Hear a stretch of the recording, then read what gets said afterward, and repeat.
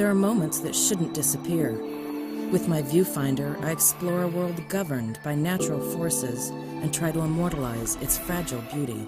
The deeper I burrow into the heart of nature, the more it fills me with energy that I then transfer to my photographs.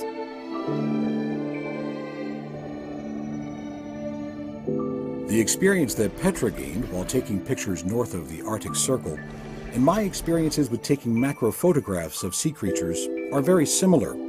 For us, the most interesting thing is the fact that both under the water and on dry land, natural phenomena rule, and we are mere visitors.